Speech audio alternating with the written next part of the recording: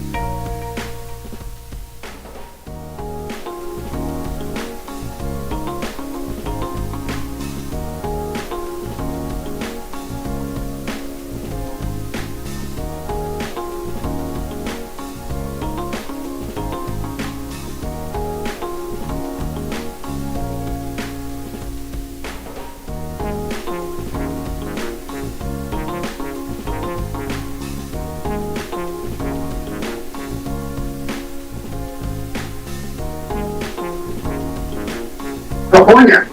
It was Nixon. Right. Let's see where it went.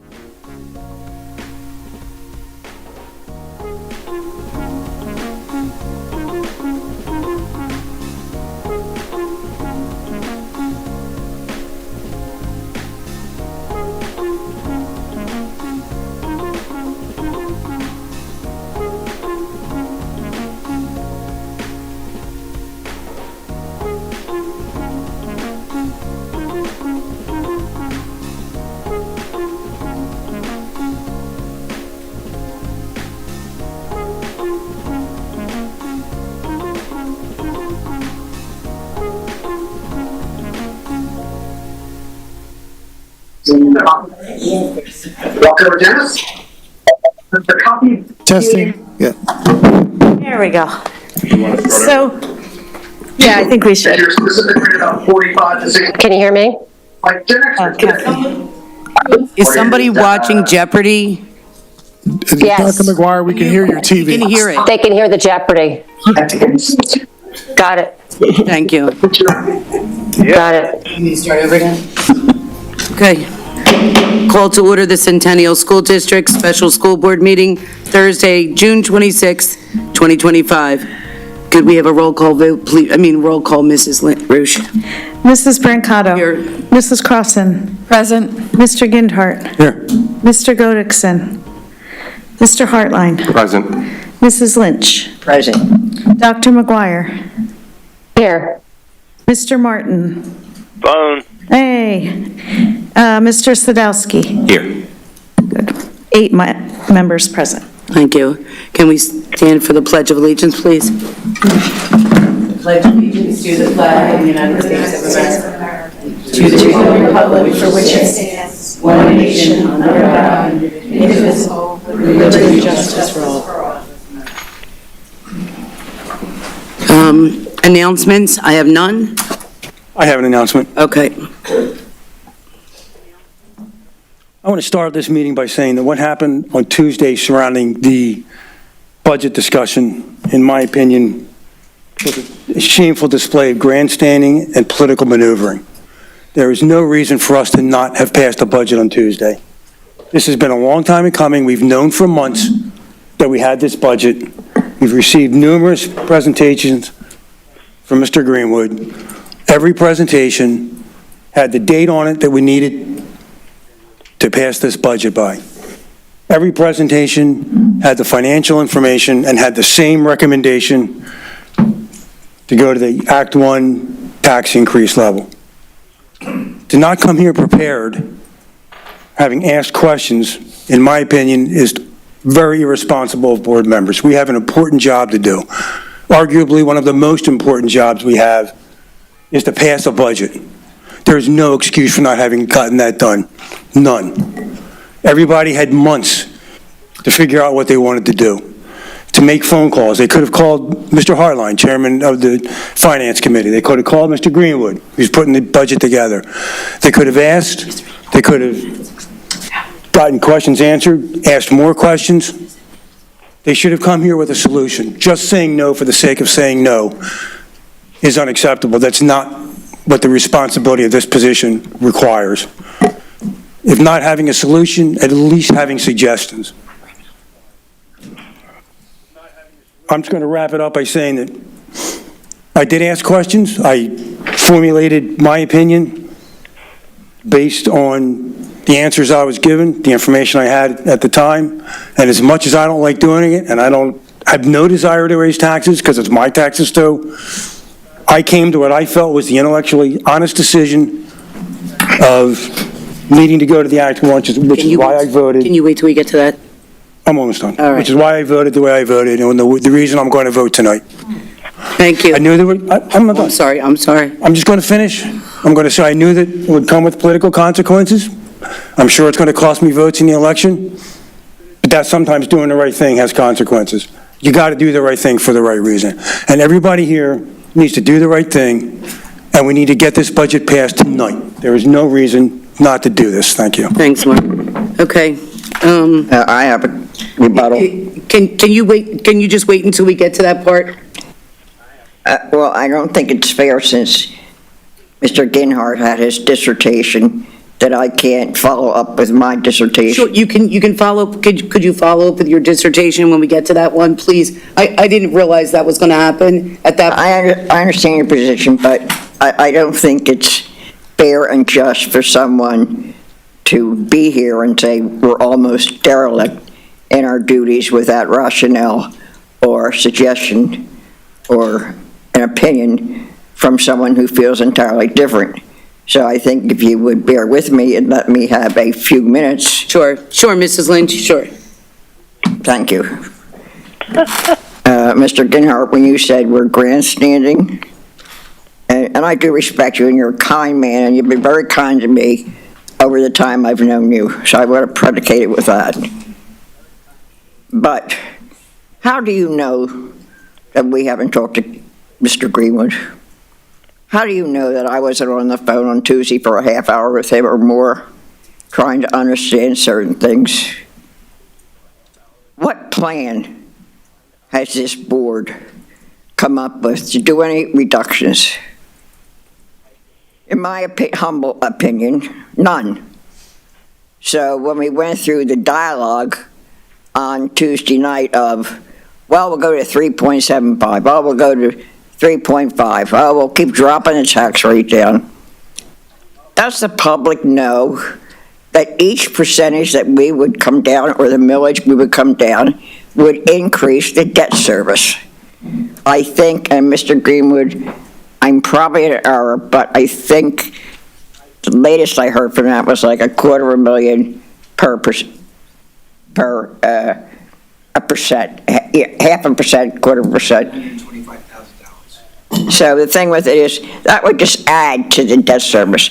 We have, for a year, come up with not one plan to reduce expenditures. We're at the last minute, and you're saying we haven't tried? There has been none. None.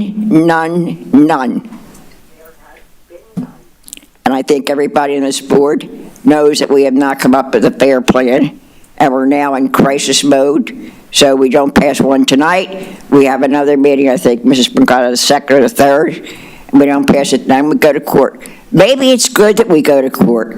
Maybe we can explain to the judge that we have no plan. Thank you. Thank you.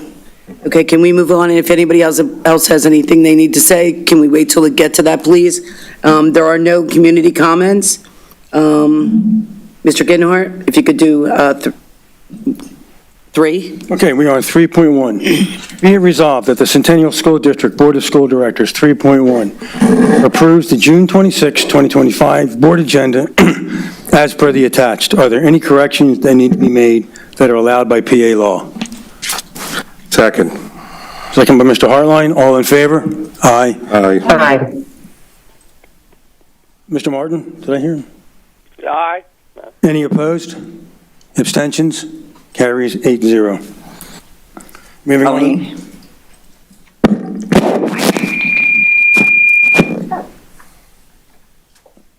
Moving on to number 4, old business.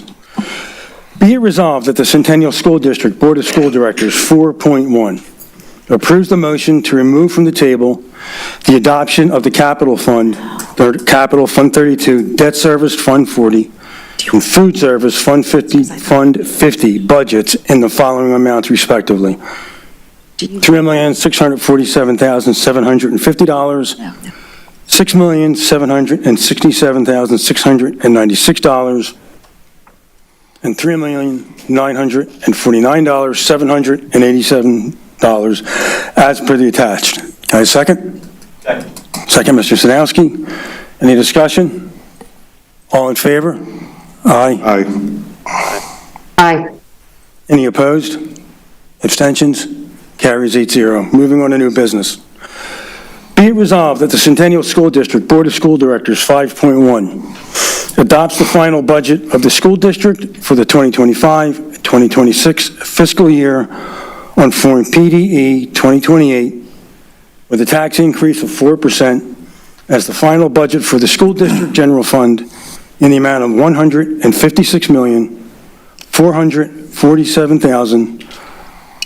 $156,447,125 in expenses, and with revenue of $151,904,429. Authorizes the 2025 to 2026 annual tax levy resolution, real estate tax installment payment plan, and the homestead farmstead exclusion resolution as per the attached. Can I get a second? Second. Second, Mr. Hartline. Discussion? Mr. Gidhart, Yes, sir. I want to clarify on this motion so people understand what's happening. Mr. Hartline asked a question about reconsidering and some other questions as we were trying to figure out how this comes back and come forward. So just for the record and clarity for those who watched the last meeting, the question he asked was, could this be brought back as reconsideration? Reconsideration can only happen in Robert's Rule and during the same meeting. And the second part that I did say is correct. The reconsideration also can only be brought up by, for lack of a better term, as Robert's Rules, the winning vote. So for example, if something was 5-4 against, then one of those 5 people can bring it back up who are winning. What this does come up under is what they call a renewal of the motion, and then with some Inspector Clouseau stuff with Ms. Colleen over there, you don't word it that way. You bring it back as new business, and you read the same way as a renewal of the motion, but you just read it the same way. And then, as you can see, for those who are looking, she put a note that it failed, but it's effectively a renewal of the motion to bring it back, just to clean up some of the confusion from last week. Just wanted that on the record. So it was read and presented properly? And Yes, as a new business, brought back. It is in Robert's Rules that way, so we are in compliance. I just had to correct some feedback I gave to Mr. Hartline's question last week for clarity. Thank you. Okay, thank you for the clarification. So, Mr. Hartline. so can I amend this motion? It will go through, everything's normal now. So Okay. if he's read it, you've got a second, you've got a the discussion, you can now make a request To amend. to amend. Okay. Or they act upon it, and then someone has to second it, and then yada, yada, and then you'd act upon that motion. And if it passes, you would then reintroduce it with the new corrections. If it fails, you go back to finishing the business as it's been read. Okay. Was that clear? That's clear, thank you. So what I would like to do is I'd like to propose an amendment, or to amend this motion, and include in it that the administrative office, by the committee of the whole meeting in October of 2025, come through with a 3-year plan to balance our budget, and that administration has gone through a line-by-line item renewal of our budget, brings to the board ideas and actionable items for reducing expenditures for the district with a 3-year guideline or a 3-year plan to a balanced budget. I'd like to Can make a you, recommendation to you. please? that I would not complicate this motion by doing that, because you can still do the same you're asking for as requesting something addition. And here's why. And I won't be here, but when I think about the person who's going to be sitting in this seat, we have done that, and nothing seems to be what the board wants to accept. At times, that the real, like when we talk about the things that are meaningful reduction, you're not going to make up 4.5 million, and I think projected 6 million without some major things. So that's the challenge. So just consider that and what you're asking to be added onto it. You can still do it, but I'm just saying consider that and make sure everyone's comfortable with that. Would you, should I then consider that as a separate action item? Can I add that to the? That's what I'm suggesting. Okay. Because it is not, it is de minimis, because you're not taking any monetary action right now. Right. You're not spending money or agreeing to a contract, you could do that. Right. But then that would be a separate motion and go through the process of people voting on it like normal. Then I will reconsider my amendment for this time then. Could I just say that before passing any budget, I think we, the board, need to come together and bring down our expenses. It's been brought to us how many times over the past couple months, and we always reject everything that they bring to us. As a board, we need to come together and bring down the expenses. They're going to be hard decisions, but we need to make it happen. Before moving forward, we need to bring down the expenses, or we're going to be in the same spot next year. The obvious one is classroom sizes to begin with. Well, so, The kindergarten class size. just to give you examples of what is at the board's disposal, and this is not to bring disparaging or conflict, but just to give you context. When I got here, Mr. Greenwood mentioned this, that one of the things that I asked him to do was start giving you the 5-year projections in addition to the budget. And there was always conversation about it's very difficult to adopt a budget just looking at that 1 year, because every budget that year impacts the next. Effectively, what happens administratively, and I think I've shared this, but I'm sharing it in case I haven't. The business office and the teams are told to never bring a budget forward to me to bring to the board that doesn't start with working within Act 1. So we automatically make reductions or changes just to comply with the state recommended Act 1 to start with. That's how we function as an administrative team. As been mentioned, every time we go below the Act 1, we're compounding our inability to produce revenue to cover the expenses. Effectively, what has happened is, as you've seen with those lines that he showed you, if we had gone to the Act 1 every year, we'd be 2.4 on the plus side, 5 or something like that, Tom? On the plus side. So the Act 1 is a true cost of doing business. So I say that to give you the foundation to this statement, because as Mr. Martin has said, we can talk about it. If we didn't do it, we can't go back and change. That's not the intent of sharing that. Part of what you're going to be faced with going forward is even going to the Act 1 every year, it's declining. And yes, your expenses are growing faster.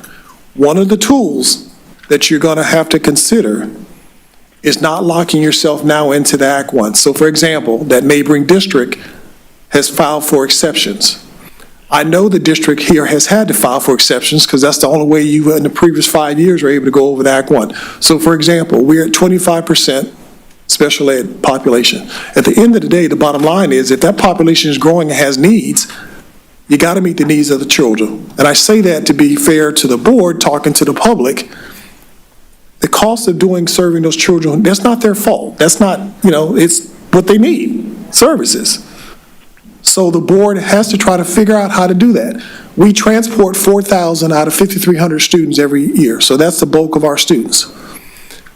No one's going to, as Ms. Brancato said, and Mr. Hartline, when he just gave it as example, is not willing to say we're not going to transport children, because there are ramifications to that also. Example, many of our parents at 51% now free and reduced lunch who have to go to work, if the bus didn't pick them up, guess what would happen? They either late getting to school, won't get to school, or attendance is going to plummet, and other things going to happen, academic challenges. So transportation, I'm just using an example, ladies and gentlemen. No one's talking about cutting transportation, don't freak out. But it's an easy example. We still got to do it, even though we're not required. It has a snowball effect. So I say that to say, somewhere the public also has to understand it, I think, and I'm sorry to step out, Mr. Genhardt, I heard the beginning of your comment, and then the tail end, and Ms. Crossan admitted too. We can't run away from the cost factor of 6 buildings, roofs, buses that were falling apart. We played some catch up. You can't have a $300 capital fund balance. It's just impossible. If we had a air conditioning unit go out, we'd have to borrow money. Having money in that account keeps you from borrowing and being able to fix it immediately. Certain things happen if you don't have that reserve fund, you'd have to shut down school until you got it fixed, as opposed to we can pay for it, get it fixed, and file for the state for reimbursements, those types of things. One gentleman called, was very upset about his taxes. When we explained to him how we do business, he said, "Oh, I'm good now. Raise my tax because you showed me how you cut money. And I own a business and I get it. There's certain costs you can't avoid."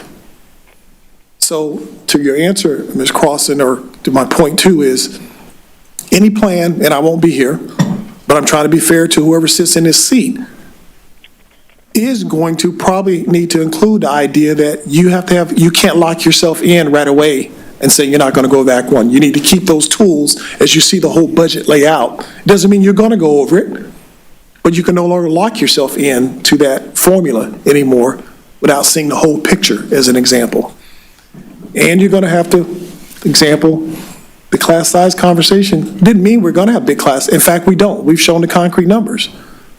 But that also means that we don't get rid of key staff that help us make these academic achievements if we do those flexibilities. At the end of the day, if you can do lower class size, you want to do that.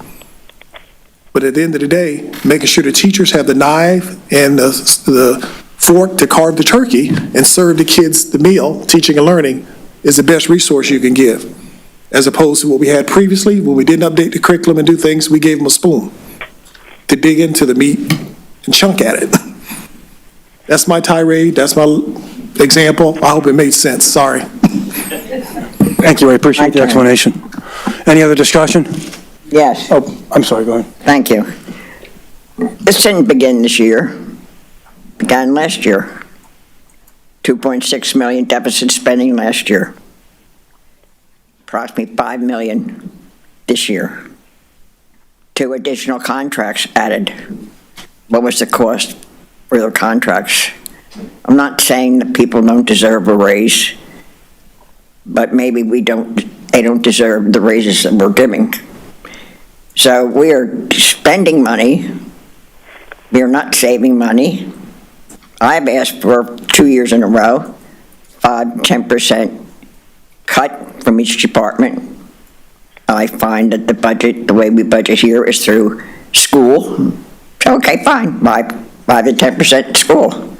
People have asked for line like we did. Mr. Hartline can attest to it. It was lengthy, going line by line with the budget. We haven't done that. We're at the last minute. And your words of wisdom, Dr. Bedden, are so accurate.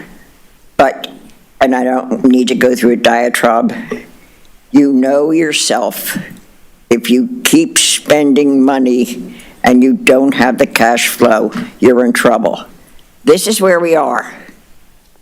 So how can we get a budget?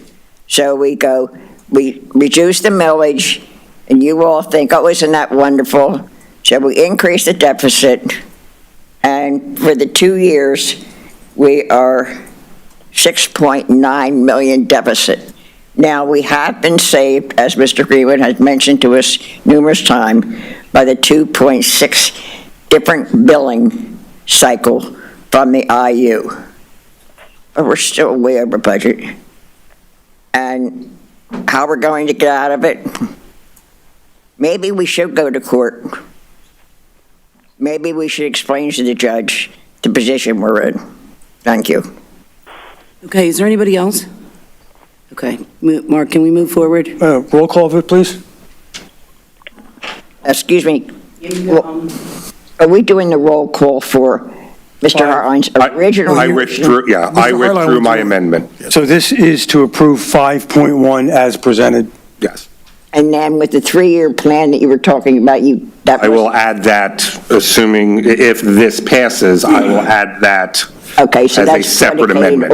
on if this passes. Well, yeah, because if this doesn't pass, I mean, at some point in time, once we pass a budget, I will still be making the same motion for a 3-year. I just needed clarity for myself, thank you. To continue. Any other discussion? Mr. Martin? Dr. McGuire? Okay, Ms. Ruth, roll call vote, please. Mr. Hartline. Yes. Hold on a sec.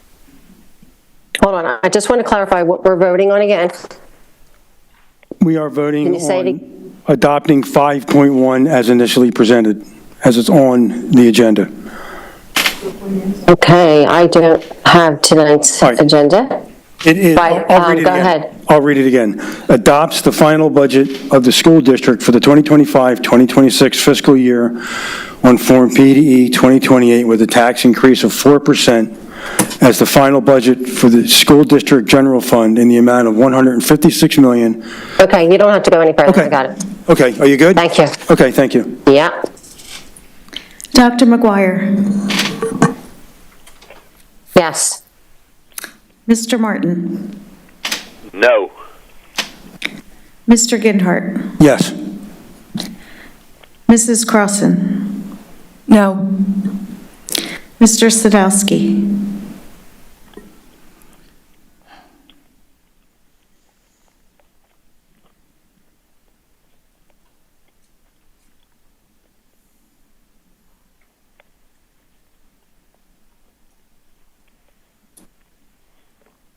Given that I know we have differing opinions on how we should do this, and given the motion that Mr. Hartline's going to make, I don't think it makes sense to drag this out and go into court and get into chaos and ridiculousness further than we already have. So, at the Act 1, which we should have been doing all along, yes. Mrs. Lynch. No.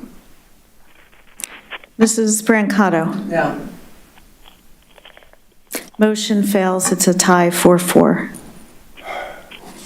All right, I make a motion that we adopt 5.1 as presented, with the exception that the tax increase be 3.75%, and all necessary adjustments be made to accommodate for the new tax rate. Can I get a second? So you're now saying 3.75? 4 didn't pass, so yeah, And now what we're would going down to that- 3.75. At that rate, what would that add to the surplus? About a quarter of a Deficit, million dollars. excuse me. About a $250,000. It would- About 240,000. Thank you. I'll second it. Any discussion? Roll call vote, please. Dr. McGuire. Yes. Mr. Martin. No. Mr. Gindhart. Yes. Mr. Hartline. Yes. Mr. Sadowski. No. Mrs. Crossan. No. Mrs. Lynch. No. Mrs. Brancato. No. I make a motion that we approve 5.1 as presented, with the exception being the tax rate be changed to 3.5% and all necessary adjustments be made. Can I get a second?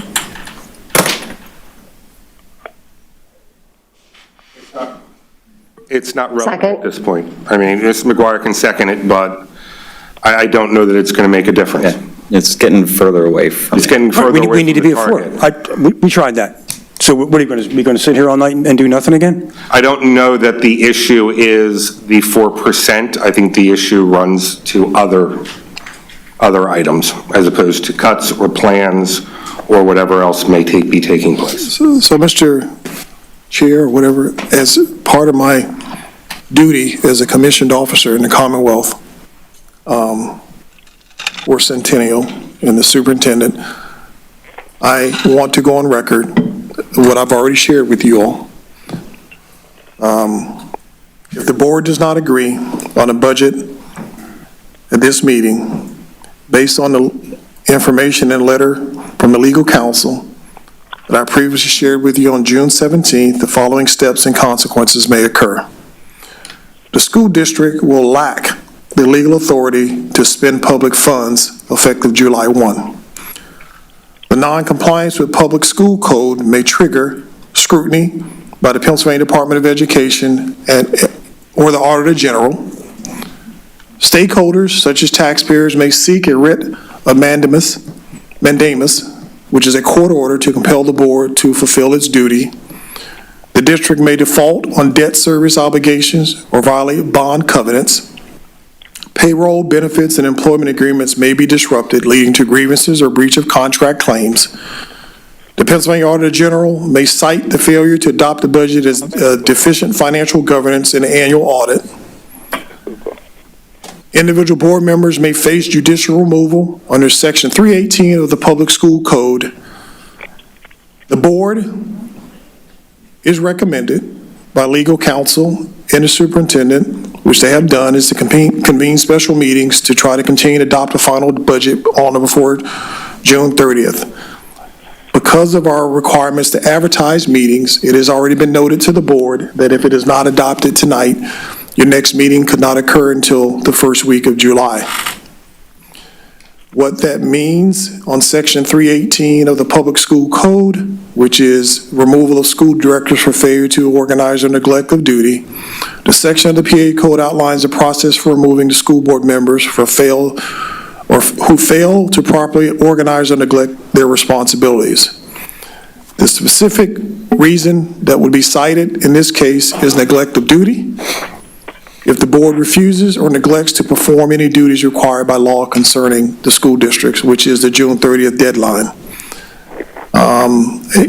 Residents or taxpayers can file this, and then it starts the court process that has been referred to. So with that said, I'm highly encouraging the board to try to resolve this evening so that we can be in compliance with the law. We did have a conference call with legal counsel today, earlier. Can I ask who was the attorney? The letter I sent to you from Mike Levin, who helped write the school code. And we did get written correspondence from your solicitor, who said the same thing, that you won't be able to expend funds after June 30th. I did speak to him today, and he said, since the state doesn't have a budget, we should be fine if it had to go to July 3rd.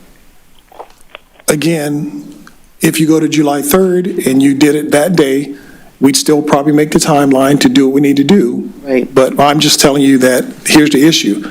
If you don't do it then, you're getting farther, and these things still can apply.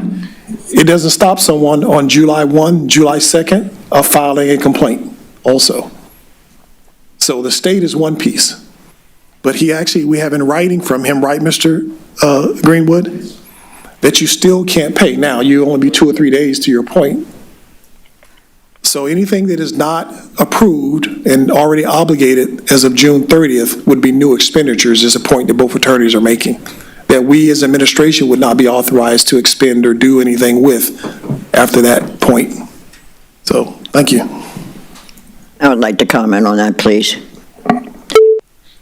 I would rather bear the consequences of what Dr. Ben has just said than to bankrupt this school district.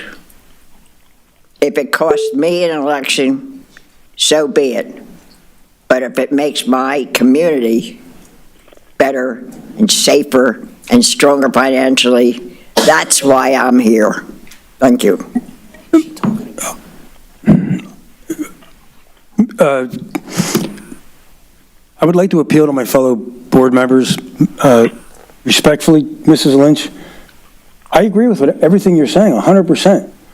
We can't go further into debt. We can't keep taking money out of our other accounts, because doing that risks jeopardizing our bond rating and costing taxpayers money down the road, being unable to either borrow money at a good rate or refinance bonds at a better rate and save money. So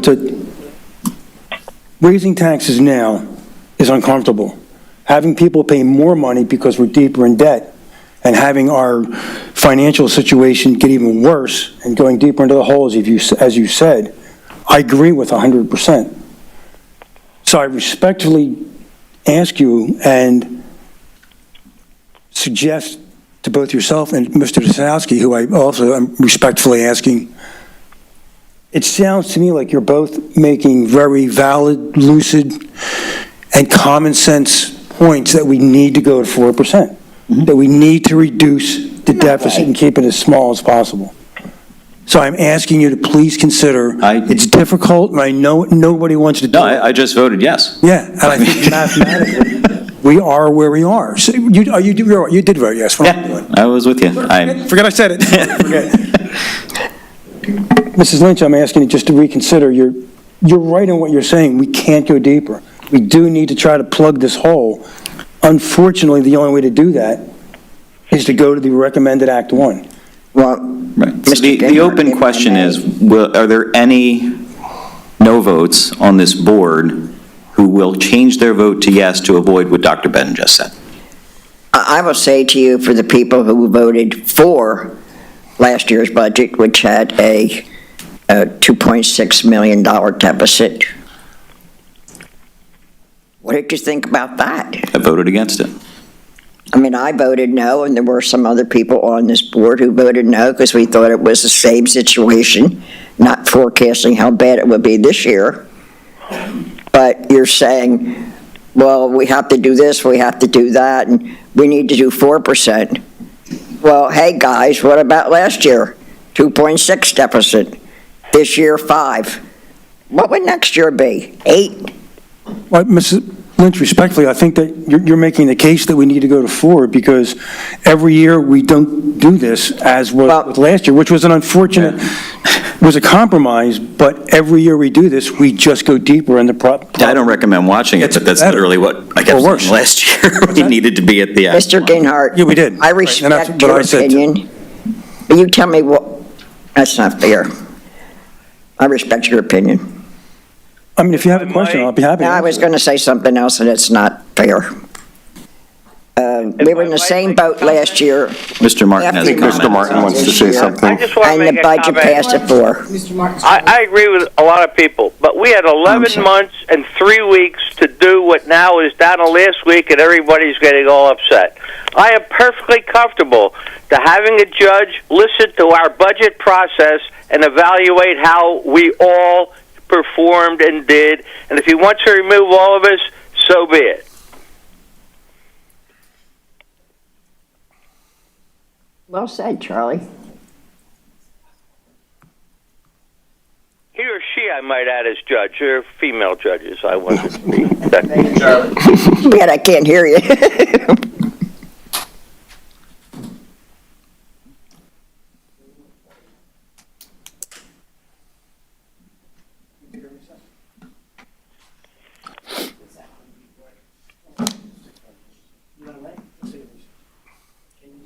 Yes. You in 5? Yeah, let's take a 5-minute recess. We have a 5-minute recess, please. Is that good? Yeah. All right. Okay. Yeah, why are we having a 5-minute recess? I don't think we have to give a reason, do we? Somebody asked for one, I guess there's something wrong, I don't really know. I thought you had to have a certain amount of people to agree to have a recess. You do. If you don't want to have recess, keep talking without me then. We're good. He asked for recess, I think something's wrong.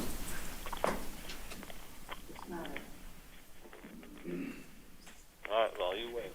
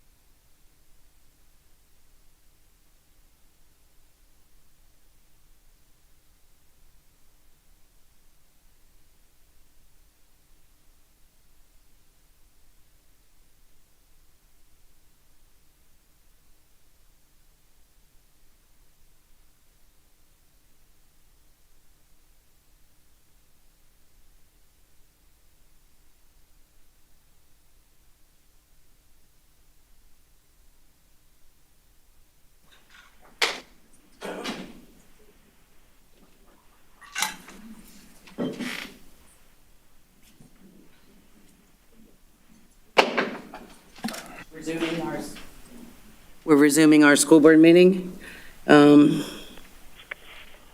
So if we can't pass 5.1, we have to hold off on 5.2, is that correct? Okay, then let's do it, so I can go home and bury my sister.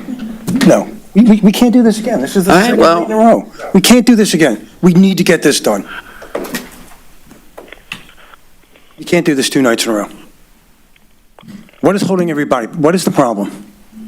Mr. Greenwood, what is our accumulative fund balance approximately right now? $25 million. So we basically have $25 million in the bank, spread out through all of our fund balances.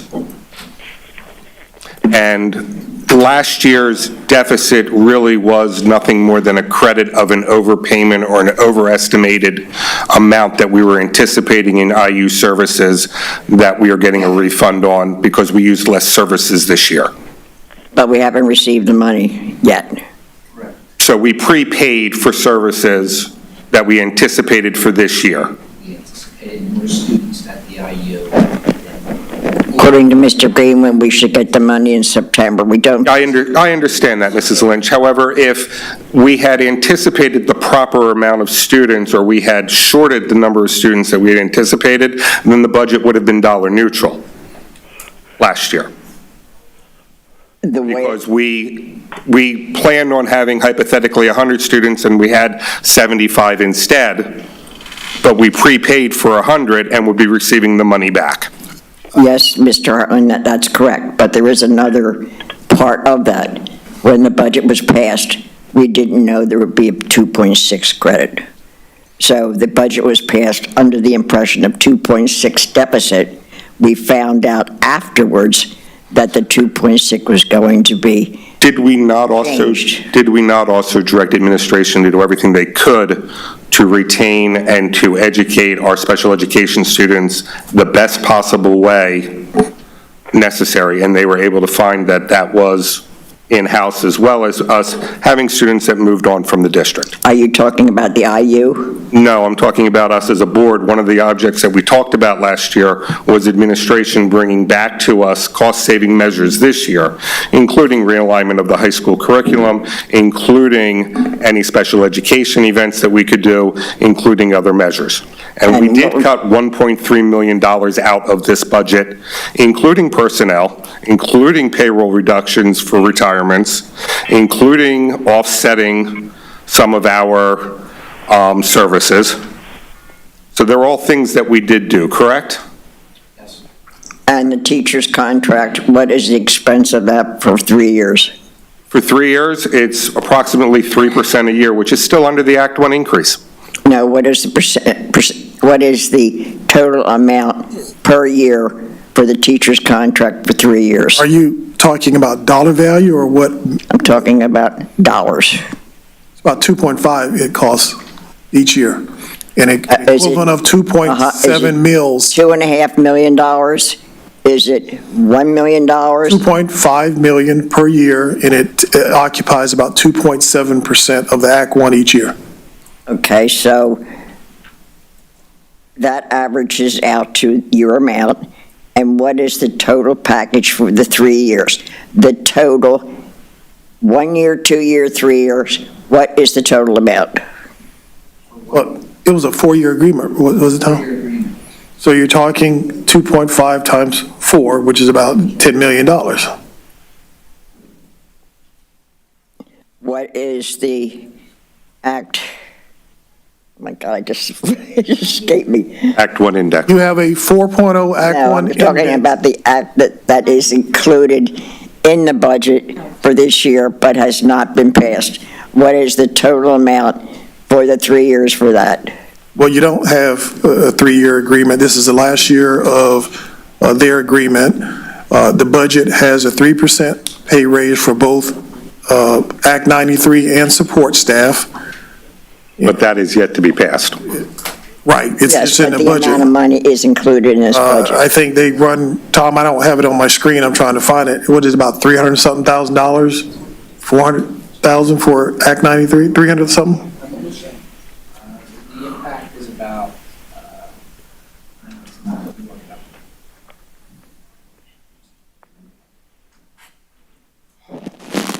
I'm sorry, I didn't hear. Is looking, Okay, excuse me, Mr. Greenwood, thank you. No, I mean,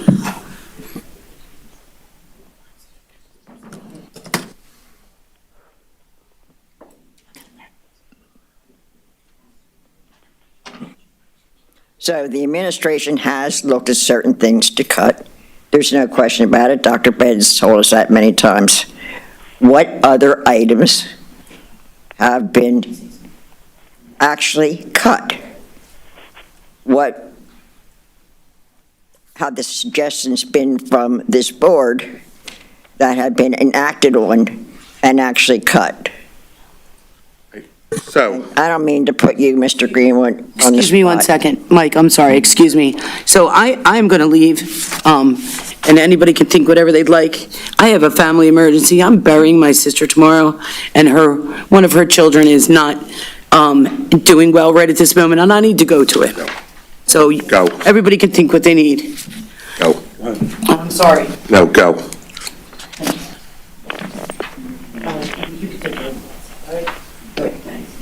I'm sorry.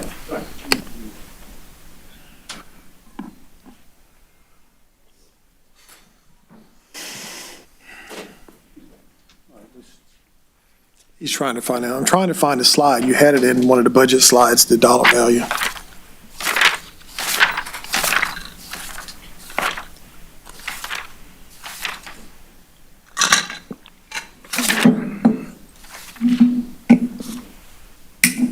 All right, so if you're talking about identifying cost reductions for the 25-26 school year, it was $265,000 in technology, $367,000 in retirements, $51,000 at school level reductions, which was 5.1%, $500,000 for district-wide reductions, which was 2.3%, and $183,000 for staff reorganization, totaling $1.36 million.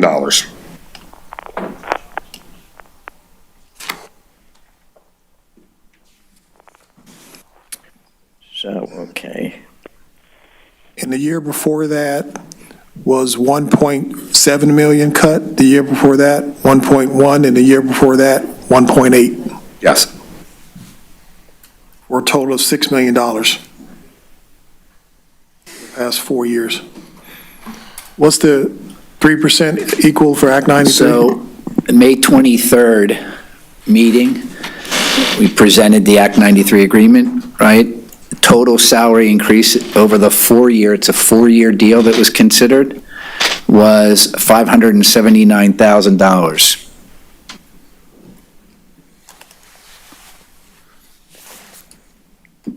That was a Right? total increase. So that's that's compensation, right? Including Peasers, right, for the additional salary, the total is $748,000 over 4 years. Points to what per year, Tom? So that's about $187,000 a year To serve about 36 people. to serve 36 people. So it's nominal. And what is the Just shy of 36 pharmaceutical people, so plan? it'd be 34 people because you and I aren't in that deal. What is the pharmaceutical plan for the teacher's contract? About $1 million a year, isn't it? Yeah, the pharmaceutical plan is several million a year, right? And that went up. 4 million, right? And that went up close to 400,000. Yes, that continues to rise. Those costs continue to rise. And what percent, I'm sorry, I am sorry. all right, Jane. This No, no. is not fair to you. It's not fair. I'm not going to say anymore, because we're putting you on the spot, and you've worked all year for this. No, but you bring up another, I mean, that's an example of a change that the administration recommended that was not accepted. That cost was eating us alive. When we tried to modify the plan, it was not accepted, and it passed as part of the new employment agreement. We pointed out that 1% of the population is costing us $1 million themselves, and it doesn't mean they're not important, that's not my point, but we were trying to find cost-saving measures again. What is the median income for Warminster Centennial School District? The median Residents. Medium household or individual income? I thought it was around 48,000, but I'm not sure. I think that's per person. Yeah, I think it's 48,000 per individual, 48,000, that's- but not necessarily household. $48,000 a year. Right. But in a two-person household, it would be 96. So you look at the newspapers and see where we are in salaries. I'm not sure, I'm looking up and it's showing the median household income in Warminster, PA is 94,000. Well, as you know, and we all know, we have some areas that have high income. We have a considerable amount of areas that have lower income. And we have some areas that really need financial help. So the only reason I'm bringing this out is this is not something that happened in the past 3-4 years. This is something that's been going on forever. We have people who can't afford a lot of things. We have people who can afford everything. Is there a medium? Could people live on 48,000? Isn't that part of the state plan, or is that Council Rock or Central Bucks of the rebate up to 48,000? You get a rebate? Ms. Lynch, pass it this week. again, the Census Bureau reports 94,000, not 48, as a median household income. Right, when ChatGPT says that the median income for Centennial School District in Pennsylvania, the household is 97,407. But per person, like Michael said, is. It would be, Well, the No, per capita income, the individual is shown as 47,165. Yes, per capita, yes. Household income But we is bill shown based as on house. 97,407. okay, so you can only talk about taxing based on the household. Right. Well, are our food banks full? No. Oh, Christ. Do people utilize the food banks very frequently? Are they quite empty, more so now than before? Is that a barometer of where we, Centennial School District, are? I'm just throwing it out there, and like I said, it's just part of the equation of how we can deal with deficits so bloody big, knowing where we are. I give up. Mr. Hartline, sorry to put you on the spot, but when we had discussed the budget the other day, and I was asking about the major tax cost drivers, you would run down a list of the ones that are out of our control, that are making this budget what it is. it's two-sided.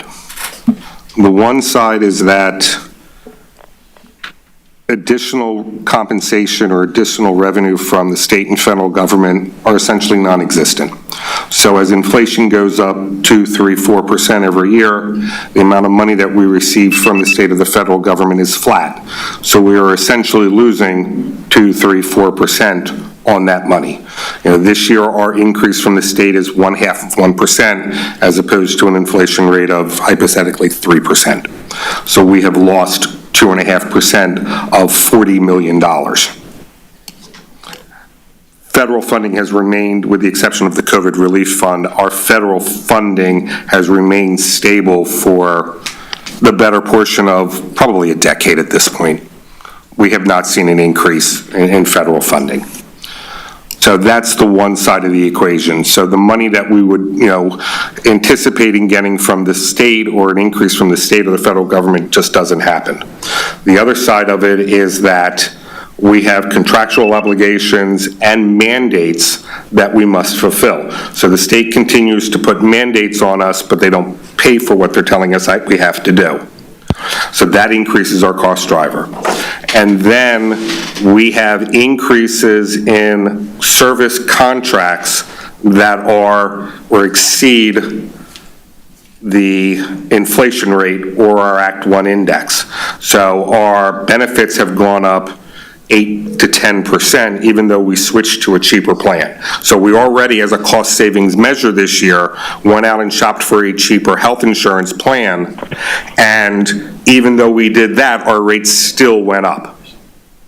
And then you throw in the increase in number of special education students. We went from 17% a few years ago to 19 to 21 to now 25. So 1 in 4 students is a special education student, or it has an IEP that needs to be dealt with. So there are expenses that go on that increase that to provide the services that those students deserve and must have, which the sooner we get them addressed and the possibility of correcting them will save us money down the road as they progress through their education.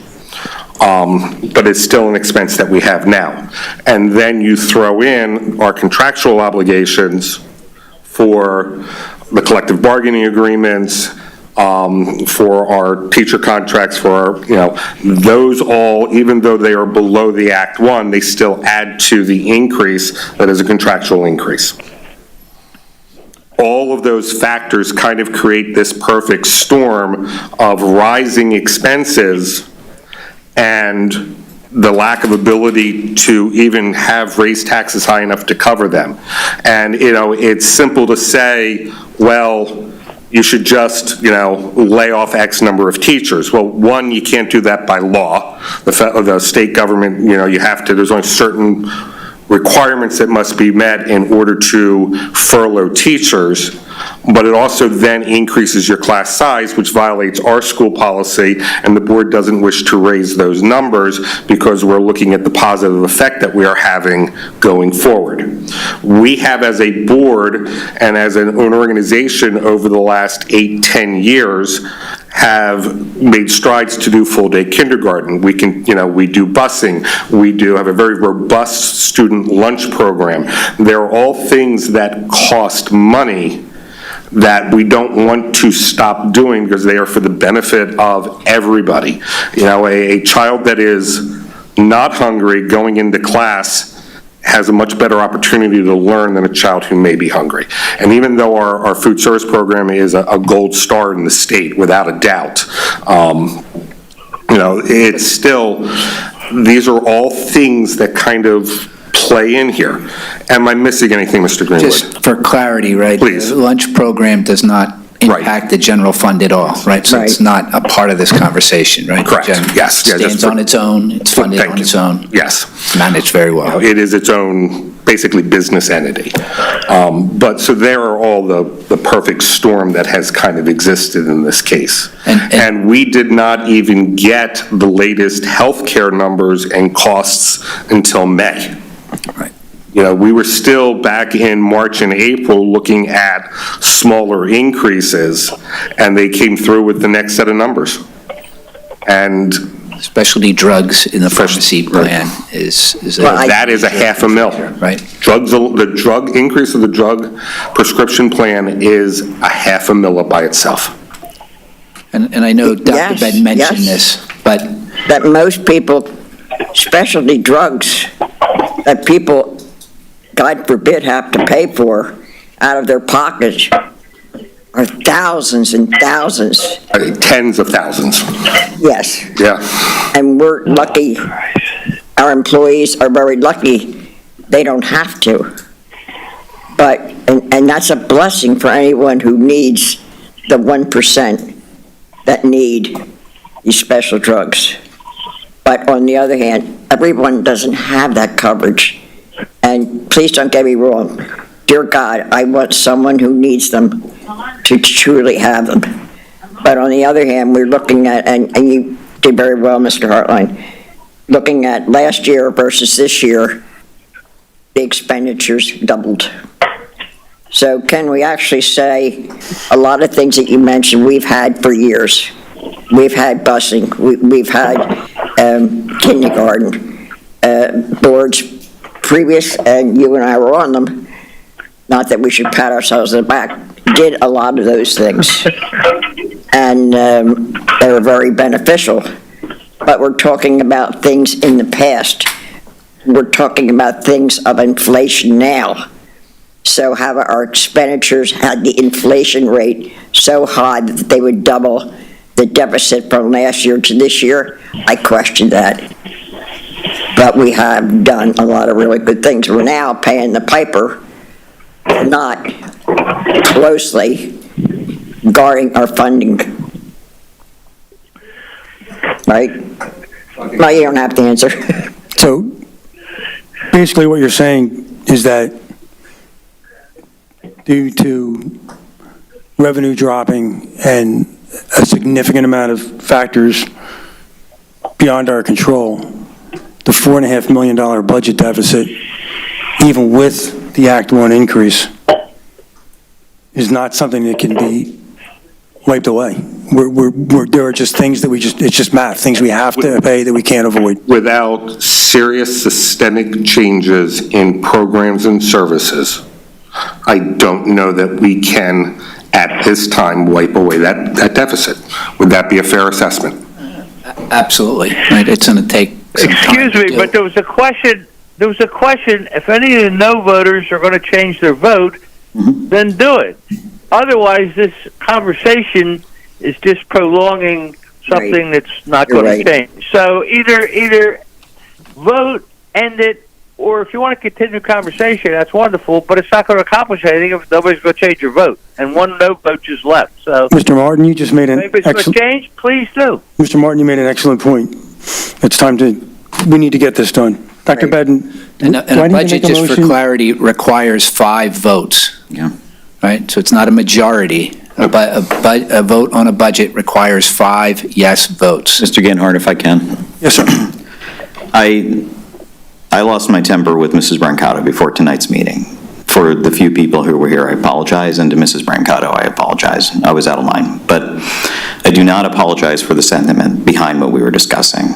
And the fact remains that we're here with 8 members. We're minus Fleming. We don't have his input into the most important decision of our year. And when we have a board president who seems to be a hard no for any form of a budget for no stated reason, when the board leadership that is supposed to be guiding this process and building consensus around a workable solution to get 5 votes on this, just 5, abdicates that responsibility, it is maddening. And it's our kids that we're talking about here. And that's why I was upset. It's a failure of leadership. And as I told Mary Alice directly, it's cowardly to just say no, no, no out of habit. So saying that we can't do that to the community and raise taxes it's part of what we do. It's how we pay for our schools. And if you will not fund our schools, then you're wasting the seat of somebody who wants to participate and try to find solutions, who will listen to Dr. Bedden and Mr. Greenwood and the administrators who work all year long, as we keep saying, and do make solutions, give us good guidance, and it's dismissed again and again. When an idea comes up, it is waved away, and we never actually move forward on what those big-ticket possible savings look like. If we smartly approach those things from that long-term perspective, as we're talking about doing, I agree with you, Mr. Hartline. We actually need to get serious about it and do it finally, instead of just saying, nah, that's scary. Then people can picture what that looks like. We can plan that out over the next 3 years and tell people, we can involve teachers, we can involve building administrators, we can involve everyone, so everybody has a say in what this looks like. And we do the best by our kids while recognizing that within the next few years, we won't be able to pay our bills. We do have to cut our costs, and we do have to continue to fund our schools, because that's part of the reason I'm here. I want to make sure we have fully funded, successful schools, and when my kids, everybody's kids, all future kids in this district to have the great experience they deserve. And if we're going to sit here and like juggle no's back and forth and not even consider what we might move forward on, we're wasting everybody's time. I agree, and we did consider the big ticket items last year. We did discuss block schedule changing, we did discuss classroom size changing, and that became a huge contentious issue. I think they're And it scary became without... very obvious that nobody wanted that to happen. And Parents without didn't want it to actually happen. thinking through what those look like, or how that might impact folks, or having it as part of like a 1-3-year plan, something But like we that, where we did- can we did discuss talk about- what that actually means, and if it actually impacts people in a major way. I think it just becomes a boogeyman, right? Because you hear, hey, we're going to revisit high school curriculum. oh, we're going to cancel all our classes, we're never going to have any cool classes again. That's not necessarily No, what it but is. we We're not did- going to do it in a we did go stupid through that way. in depth But when we last bring year. something up, Right. people are going to go, No, ah, but and we we did don't do do that in anything. depth last year, both with block scheduling. Yeah. And especially with classroom size. We did very in-depth with classroom size. Right. And if you remember last year, the response from the community, from parents, from teachers, was exceptionally, overwhelmingly no on that. It's So we always have- going to be. Well, It's but we have- always going we to have be addressed it, negative. we have discussed But it. we can't keep cowardly running away from it. It's our job, the 9 of us, to get this stuff done. And I think we're on the same page in it. We just got to finally move and do it. Right. And, So with that I don't in think mind- this moves anybody to a yes vote here, but you saw I was a yes tonight. You don't mean to tell me, and I hope to dear God you don't, you're going to sit here tonight and digest some of the items that were pushed aside, like class size. You're really going to talk about class size tonight without investigating anything? Are you going to talk I'm about saying we need to investigate it and actually take it Talk seriously. about it? It was investigated. You're and talked about misunderstanding. last year in depth. Well, I will tell you this. Nothing's changed. We didn't really talk about it. And at the 11th hour, crucial things like this? Are you kidding me? That's my point. We did talk about it. When we bring them up, It's nobody takes it 11th seriously hour. either. No, we took it seriously. We had Well, no, several I mean, like, meetings but last. it never moved. We had several meetings last year that were very contentious. This room was packed with teachers and parents that gave numerous, community comments on You're why they didn't want it dreaming. to happen. I agree with Mr. Martin.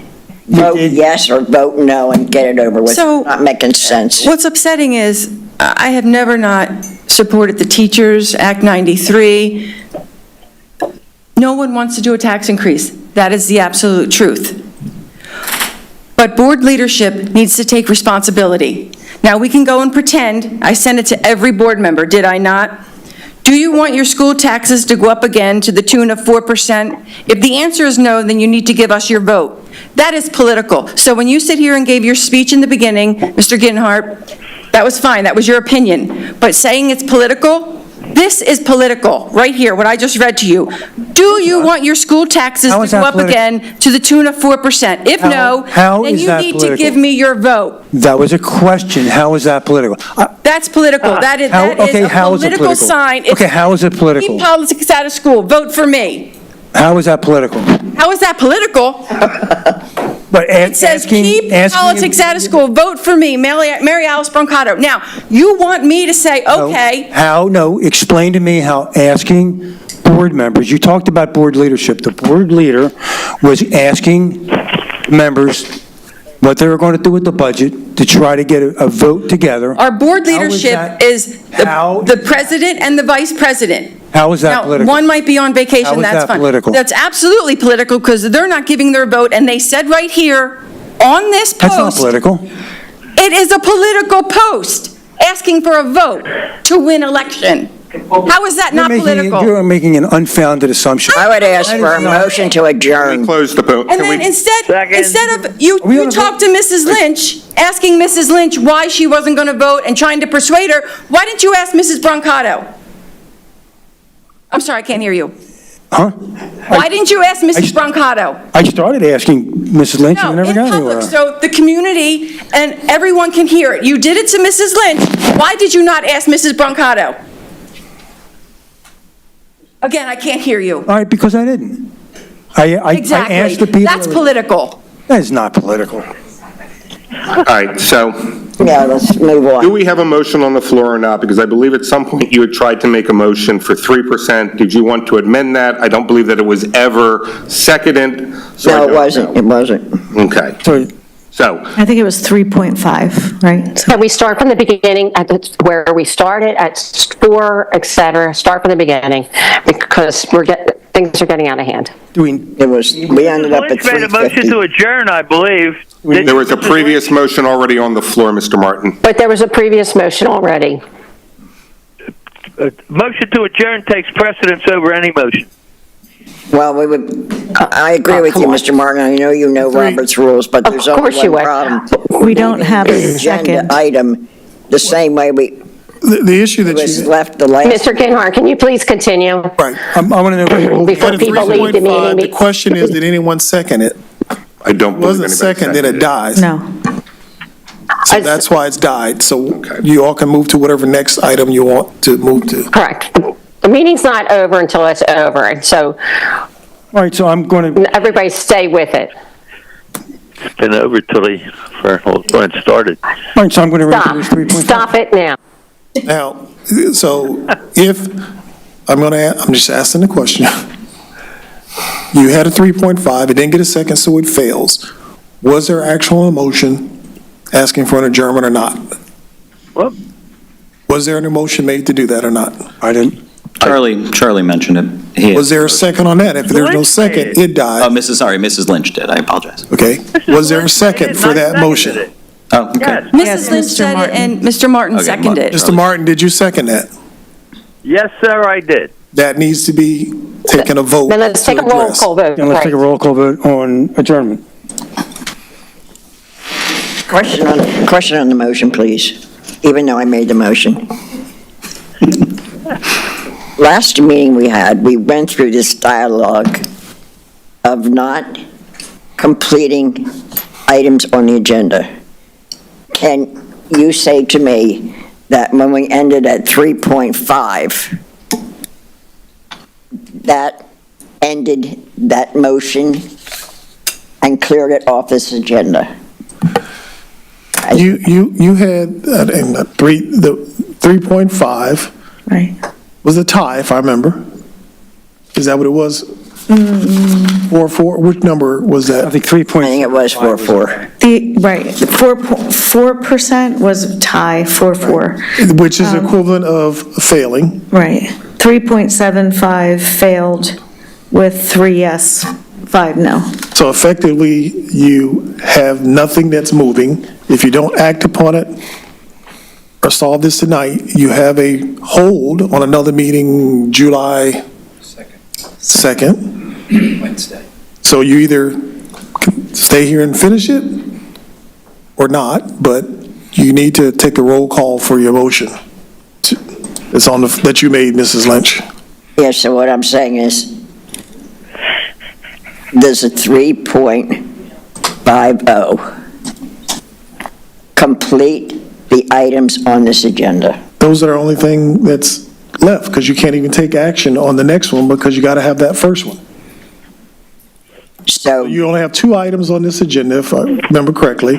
correct. One has to happen to do the second one. If you don't do that one, you can't do the second one at all. So Mr. Hartline would have to, this is not being tabled. No, it's not. This is just- It will come back as new So business the again. next, excuse me. The next meeting, how would this item be placed on the It agenda would come back as new business like it did just now. as a new business? That's why. Verbatim again, because you also have no choice, because by law, you have to try to pass a budget, and as your legal counsel has recommended, you have to keep showing a good faith effort to have a budget. Dr. Braden, I just want clarity, and as your usual wonderful self, you gave me the clarity. God. There is a motion on the floor, there is a second to adjourn this meeting. But it has to have a vote. Yeah, but we have to take a It has to vote. It doesn't end until a vote. She's got to do a roll call. Yeah, and so Let's take a roll nobody call vote. leaves until there's a vote. Bruce, roll call vote, please. Mr. Martin, Yes. Mr. Hartline, No. Mr. Sadowski, Yes. Mrs. Crossan, Yes. Mr. Ginhart, No. Mrs. Lynch, Yes. Dr. McGuire. No. Motion to adjourn passes 4-3. Shameful. 4-3, it can't be, is it 4-3? Yes. Oh, she left. There's 7. Yeah. Your next meeting, Mr. Genhart, I can't, what was it? I believe it was July 2nd. Wednesday, July 2nd. Wednesday, July 2nd at 7 o'clock, you all said that? Correct? That's your meeting? Sure, but Yeah, I won't be here, but that's your meeting. Thank you. I'm no longer the superintendent then, so I won't be here.